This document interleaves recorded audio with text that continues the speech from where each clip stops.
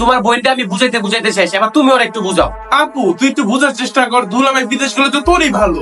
আমি তোর এটাই বুঝতে পারতেছি না, আমি তো পরিবারের ভালোর জন্যই বিদেশ যেতে যেতেছি। আপু কি সমস্যা তোর দুলাভাই বিদেশ গেলে? শুধু আমার সমস্যা না, স্বামী বিদেশ গেলে পুরো নারী জাতির সমস্যা। একবার যদি জামাই বিদেশ চইলা যায়, তখন জামাইয়ের সাথে আর সুখ দুঃখ ভাগাভাগি করা যায় না। তোর সুখের লেগে তো দুলাভাই বিদেশ যেতে যেতেছে। একবার যদি বিদেশের টাকা দিয়ে একটা বাড়ি করে ফেলাইতে পারে, আর একটা গাড়ি করে ফেলাইতে পারে, প্লাস যদি একটা মনে কর যে ব্যবসা দিয়ে দিতে পারে, তাহলে তো তোর সারা জীবন সুখ।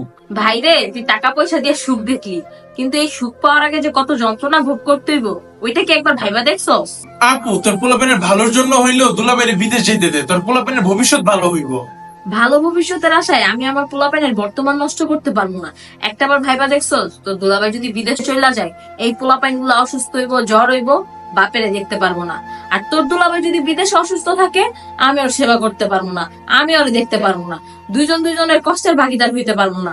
আপু আবেগ দিয়ে চিন্তা না করে একবার বিবেক দিয়ে চিন্তা করা দেখ, তোকে আর অভাব অনটন থাকবো না, তোর সবসময় সুখে থাকতে পারবি। ভাই, আমারে বুঝাই তুই তো সময় নষ্ট করতেছিস, কারণ টাকার সুখ আমার দরকার নেই। আমি পান্তা ভাত খামু কাঁচামরিচ দিয়া, তাও আমার জামাইনে বিদেশ যাইতে দিমু না। একবার যদি বিদেশ চইলা যায়, বুঝতেছিস না কেন, তখন যদি এই জায়গায় কেউ মারাও যায়, কাছের কেউ, তাও আমি দেখতে পারবো না। ওর কিছু হইলে আমরা দেখতে পারবো না। এই জিনিসটা আমি কোনোদিনও মাইনা নিতে পারবো না। তাই বলে কি কোনো মহিলা তার জামাইয়ের বিদেশ যেতে দেয় না? অনেকেই যাইতে দেয়, কেউ শ্বশুর বাড়ি চাপে পড়া যাইতে দেয়, কেউ পরিস্থিতির শিকার হয়ে যাইতে দেয়, কিন্তু নিজের ছায় কোনো বই কোনোদিন স্বামীরা বিদেশে যাইতে দেয় না। আর আমি পরিস্থিতির শিকারও না, আমার এত ঋণও নেই, আমি যাইতে দিব না উন্নতির জন্য আমার জামাইরে বিদেশে। দুলাভাই আমি আর ওর বুঝাইতে পারতাছি না, আপনিই বুঝান। ধর 6 মাস ধরে বুঝাইতেছি, তাও রাজি হইতেছে না। বুঝলাম না আপু, তুই তো এত আবেগী ছিলি না, হঠাৎ করে এত আবেগ তোর ভিতরে কইতে এলো?